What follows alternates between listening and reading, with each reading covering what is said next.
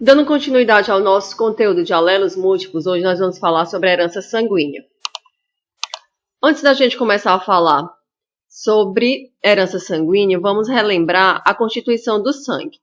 O sangue aparentemente apresenta-se homogêneo, mas quando ele é submetido à centrifugação, ele pode ser dividido em duas fases. Uma fase líquida, que nós chamamos de plasma sanguíneo, e uma fase sólida, que nós chamamos de elementos figurados. O plasma sanguíneo, como vocês observam aqui, ele corresponde a mais da metade da composição do sangue. E nesse líquido, ele é formado por mais de 90% de água, juntamente com sais minerais, proteínas e hormônios presentes, dissolvidos nele. Já os leucócitos, as plaquetas e as hemácias, que formam os elementos figurados, são células e fragmentos de células com funções específicas. No caso, as hemácias, também chamadas de glóbulos vermelhos ou eritrócitos, são responsáveis pelo transporte de oxigênio e nutrientes para todas as partes do nosso corpo. Os leucócitos, ou glóbulos brancos, são responsáveis pela defesa do organismo, e as plaquetas, que são fragmentos de células responsáveis pela coagulação sanguínea. Por que a gente precisa saber da constituição do sangue? Porque nós vamos observar que nessas fases do sangue há elementos que vão ser fundamentais para a compreensão da tipagem sanguínea. E aí, para a gente entender como se deu toda essa descoberta do sistema ABO, aqui a gente tem um breve resumo da história, de como tudo isso aconteceu. No caso, desde que o mundo é mundo, que as pessoas se submetem a transfusões sanguíneas devido a hemorragias causadas por traumatismo, cirurgias, ou pacientes que apresentavam formas intensas de anemia e tinha como um recurso de tratamento as transfusões sanguíneas, as pessoas, como não tinham conhecimento da especificidade dessas transfusões que tem hoje, elas recebiam sangue de qualquer indivíduo. E aí, muitas vezes, nessas transfusões, aconteciam manifestações graves, como, por exemplo, taquicardia, febre, queda de pressão. E aí, muitas vezes, levava os indivíduos a óbito. Até que um médico austríaco, Landster, observando o que acontecia, o grande número de mortos devido a essas transfusões, ele avaliou o sangue de diferentes pessoas. Ele misturou esse sangue e aí ele observou que formavam-se grumos grosseiros e que ele chamou essas reações de aglutinação. E aí ele observou que existiam substâncias que favoreciam essa aglutinação e ele chamou essas substâncias de aglutinogênios, aglutinogênio A e B. E também verificou que para que acontecesse essa aglutinação, existiam substâncias chamadas aglutininas, que ele também classificou em anti-A e anti-B. E aí essas substâncias, que nós podemos também denominar aglutinogênios de antígeno e aglutininas de anticorpos, a gente vai lembrar dessa relação antígeno-anticorpo. Eu tenho que entender que antígeno são partículas que meu corpo considera como estranhas, seja qual for a partícula. A partir do momento que ele entender que aquela partícula não deveria estar ali, ele vai começar a ter uma reação de defesa, a dar uma resposta imune. E essa resposta imune vai envolver, dentre outras coisas, a produção de proteínas especiais. E essas proteínas são os anticorpos, que vão tentar combater, que vão tentar neutralizar essas partículas estranhas que nós chamamos de antígeno. Por isso essa relação antígeno-anticorpo. E aí a gente vai ter que entender essa relação, porque o nosso grupo sanguíneo vai estar diretamente relacionado à presença dessas substâncias. Nós sabemos que na espécie humana, o grupo sanguíneo ele pode ser do grupo A, do grupo B, do grupo AB e do grupo O. E aí uma pessoa, para ser do grupo A, vai ter em seu sangue, ou seja, em suas hemácias, a presença do aglutinogênio, ou seja, do antígeno A, que a gente observa aqui na figura. Ó. Tipo sanguíneo A possui o antígeno A, e esse antígeno está presente aonde? Nas suas hemácias. E aí, para ela ter condições de sobreviver, obviamente, a aglutinina que ela possui não pode ser a aglutinina A, porque senão ela estaria combatendo o antígeno A e destruindo suas próprias hemácias. Então, ela tem que ter uma aglutinina, ou seja, um anticorpo contrário, que não reaja com esse antígeno. E aí, ele possui, o indivíduo, aglutinina anti-B. Já o indivíduo do grupo B, ele possui o aglutinogênio B, por isso que determina esse tipo sanguíneo, e aí, claro que ele vai possuir um anticorpo que não seja específico a esse antígeno, que no caso é o anti-A. E aí, na figura, você observa aqui, ó, tipo sanguíneo B, o antígeno B presente em suas hemácias, bem diferente do A. O indivíduo do grupo AB, ele vai possuir, ó, os dois aglutinogênios, tanto A quanto o B. E, obviamente, ele não vai possuir nenhuma aglutinina, nenhum anticorpo que possa reagir com esses antígenos. E aí, aqui na figura, você observa a presença dos dois aglutinogênios nas hemácias, o A e o B. E o indivíduo do grupo O não possui, ó, nenhum dos aglutinogênios, mas, em compensação, possui as duas aglutininas. E aí você observa aqui na hemácia a ausência desses aglutinogênios. Então, portanto, quem define o tipo sanguíneo é a presença do antígeno, ou seja, do aglutinogênio. E a presença dessa substância no nosso sangue, ela é determinada geneticamente, ou seja, pelos alelos que você recebeu dos seus ancestrais, como a gente observa nessa tabela. Só relembrando, já que a gente está falando de herança sanguínea, que a herança sanguínea ela é um exemplo clássico de alelos múltiplos ou de polialelia. Por quê? Porque eu tenho envolvido nessa herança o gene I, só que esse gene I ele tem 3 versões alélicas. Quais são essas versões alélicas? O IA, o IB, o Izinho. E essas 3 versões alélicas é que vão determinar o nosso tipo sanguíneo. Como você observa aqui a tabela dos genótipos de cada indivíduo. Quando eu tenho aqui um indivíduo com fenótipo A, quer dizer que ele tem o tipo sanguíneo A, significa que esse indivíduo ele vai possuir os alelos IA, IA, ou ele vai possuir o alelo IA, Izinho. Significa que esse indivíduo pode ser homozigoto, ó, possuir os 2 alelos iguais, ou heterozigoto, alelos diferentes. No caso, ele pode ter um IA e um Izinho. Então, nesse caso aqui, o IA ele prevalece sobre o Izinho. Então, nesse caso aqui, eu tenho um exemplo de dominância completa. E aí, ele vai produzir o antígeno A, determinando o tipo sanguíneo A. Já o indivíduo B, ele também pode ser homozigoto, possui os 2 alelos iguais, como a gente observa aqui, IB e B, ou ele pode ser heterozigoto. Ele pode possuir um alelo IB e um alelo Izinho.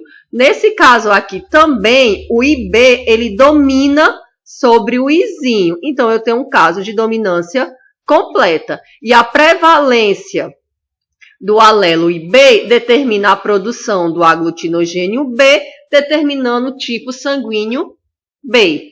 Já quando eu tenho aqui um indivíduo com genótipo IA e B, eu tenho um indivíduo heterozigoto. Ele possui alelos diferentes, mas que esses alelos, eles manifestam o fenótipo ao mesmo tempo. Se ele possui o alelo IA, ele produz o antígeno A. Se ele possui o alelo IB, ele produz o antígeno B. ou seja, os dois se manifestam ao mesmo tempo. Então, em relação aos alelos IA e B, eu tenho um caso de codominância, porque a presença dos dois manifesta-se no fenótipo do indivíduo, tá? Então, eu tenho que entender que se eu estiver comparando IB, Izinho, IA, Izinho, eu tenho uma dominância completa. Quando eu estiver comparando IA e B, eu tenho uma codominância. E aí, o indivíduo do grupo O, ele vai possuir os dois alelos recessivos, Izinho, Izinho. E aí, obviamente, ele não produz nenhum aglutinogênio, mas em compensação ele tem as duas aglutininas no plasma. Só lembrando que os aglutinogênios antígenos estão presentes nas hemácias e os anticorpos, as aglutininas, estão presentes no plasma. E aí, quando eu tenho o sistema ABO, eu também vou interligar esse sistema ao sistema RH. Embora sejam dois sistemas independentes, eles vão ser fundamentais para a gente entender o processo de transfusão sanguínea. Voltando aqui no sistema ABO, primeiro para a gente entender as transfusões sanguíneas em relação a esse sistema.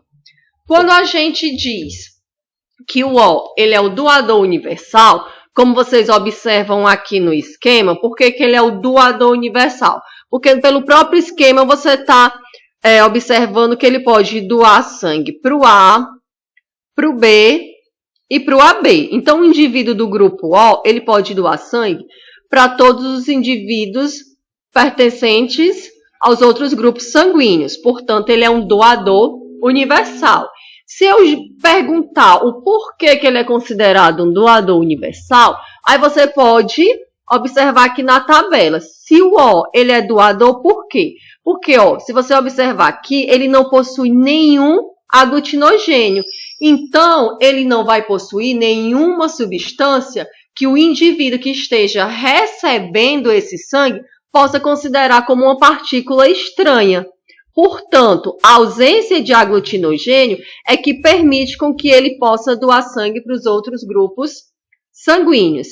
Em compensação, quem é o receptor universal? Quem é que recebe sangue de todos os outros indivíduos? O AB, como você observa aqui na setinha, ele pode receber de A, ele pode receber de B e ele pode receber de O. Por que que isso acontece? Porque, verificando novamente na tabela, o grupo sanguíneo AB, ele não possui nenhuma aglutinina, ou seja, ele não vai possuir nenhum anticorpo que seja capaz de reagir com os antígenos A ou B, caso ele receba do indivíduo do grupo A ou do grupo B. Portanto, a presença dos dois antígenos e a ausência das aglutininas permite que o indivíduo do grupo AB seja o receptor universal. Mais uma vez lembrando, quando a gente se refere ao sistema ABO, porque depois a gente vai entender o fator RH para realmente entender quem seria o doador universal e quem seria o receptor universal, juntando esses dois sistemas. E aí, para a gente entender o sistema RH, que tem esse nome porque foi uma pesquisa feita com o macaco do gênero Rhesus, então descobriu que nesses macacos havia aglutinação das hemácias por substâncias que foram denominadas de anticorpos anti-RH e antígeno RH, e que era paralelo, que era independente ao sistema ABO. Então, quando percebeu-se que o sangue dos macacos Rhesus possuíam essas substâncias, acreditou-se que a espécie humana também poderia. Então, foi testado no sangue humano e aí detectou-se que realmente a espécie humana também possuía esse sistema em seu sangue. E aí, de todos os testes que foram feitos, hoje a gente tem a ideia de que 85% das pessoas, elas possuem o fator RH positivo, enquanto que apenas 15% da população possui fator RH negativo. Ou seja, pessoas positivas são aquelas que possuem um antígeno. Pessoas negativas são aquelas que não possuem o antígeno, mas que também não possuem as aglutininas prontas no seu organismo. Geralmente, para que essas pessoas criem os anticorpos, os anti-RH, elas precisam ser sensibilizadas. Mas aí, para entender como acontece o fator RH, quem é positivo, quem é negativo, também é uma herança genética, também depende dos alelos que nós recebemos dos nossos ancestrais. E aí esses alelos podem ser representados pela letra R, como vocês observam aqui na tabela, ou também pode ser representado pela letra D, como vocês veem aqui no título, ó, fator RH ou sistema D, porque pode ser que existam questões, provas ou outros livros que vocês possam recorrer que venha o genótipo dos indivíduos sendo representados pela letra D. Então, geralmente, essas duas letras são as que nós utilizamos, R ou D. O exemplo aqui do slide, a gente vai usar a letra R. Então, significa que indivíduos positivos podem ser homozigoto, possuir os dois alelos iguais, ou heterozigoto. E, no caso, pessoas de fator RH positivo são indivíduos cujo genótipo precisa ter pelo menos um alelo dominante, que no caso é o Rzão. Pessoas negativas, elas são duplamente recessivas, Rzinho, Rzinho. Então, no caso do fator RH, a gente está falando de um tipo de herança chamada de dominância completa. Então, as pessoas que possuem pelo menos um alelo dominante possuem esse antígeno em suas hemácias. Então, são classificadas como RH positivo. E aquelas que não possuem essa substância, RH negativa. E aí, aqui na tabelinha, nós observamos a transfusão sanguínea, nesse caso aqui. Positivo doa para positivo, negativo doa para negativo e negativo doa para positivo. Ou seja, o negativo ele pode doar tanto para o negativo quanto para o positivo. Mas indivíduos com RH positivo só podem doar para indivíduos também positivos. Não pode haver a transfusão sanguínea de um indivíduo positivo para um negativo. Por que que não pode acontecer? Porque se os positivos são aqueles que produzem antígeno, são aqueles que possuem antígeno, na hora que acontecer essa transfusão sanguínea aqui, positivo para negativo, o que vai acontecer? As pessoas negativas não têm os anticorpos prontos, mas elas vão ser sensibilizadas por essa transfusão. Então, elas vão começar a produzir anticorpos para combater os antígenos recebidos do indivíduo positivo. Por isso que hoje, obviamente, esse tipo de transfusão não acontece. Ou pode também ter um segundo caso de sensibilização. No caso que nós chamamos, que vai causar uma doença chamada de eritroblastose fetal ou doença hemolítica do recém-nascido.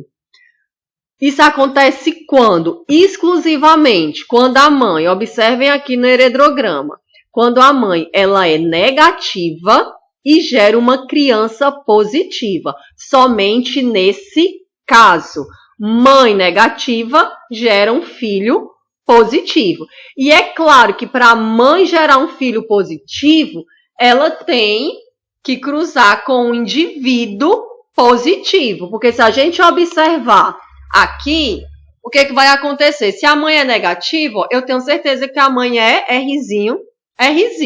Mas quando ela cruza com um homem positivo, o homem ele pode ser homozigoto, e aí se ele for homozigoto, todos os filhos serão positivos, ou ela pode cruzar com o indivíduo heterozigoto. Aí, nesse caso aqui, tem para cada gestação 50% de originar filhos com RH positivo, 50% negativo. Então, a chance de uma mulher cruzar com um homem positivo, uma mulher negativa cruzar com um homem positivo é muito alta. Por quê? Vamos voltar aqui para a porcentagem. 85% das pessoas tem fator RH positivo, apenas 15% tem fator RH negativo. Então, para uma mulher negativa, ela conseguir encontrar um parceiro também negativo, vai ser muito difícil.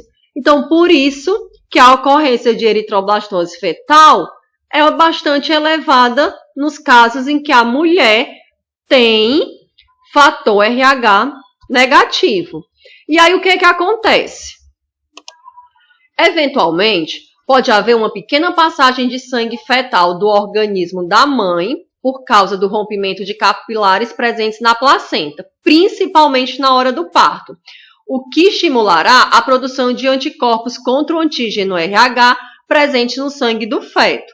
Como essa produção é lenta, no caso de ser a primeira gestação, a criança pode até não ser afetada. Em uma segunda gestação de uma criança também positiva, a mãe que já foi sensibilizada no final da primeira gravidez apresenta os anticorpos no sangue, que atravessam a placenta, penetram na circulação fetal e causam a destruição das hemácias. Em seguida, os órgãos produtores de sangue do feto lançam na corrente sanguínea hemácias ainda jovens, denominada eritroblastos, para tentar suprir a deficiência causada pela destruição das suas hemácias. Por isso o nome da doença eritroblastose fetal, ou doença hemolítica do recém-nascido.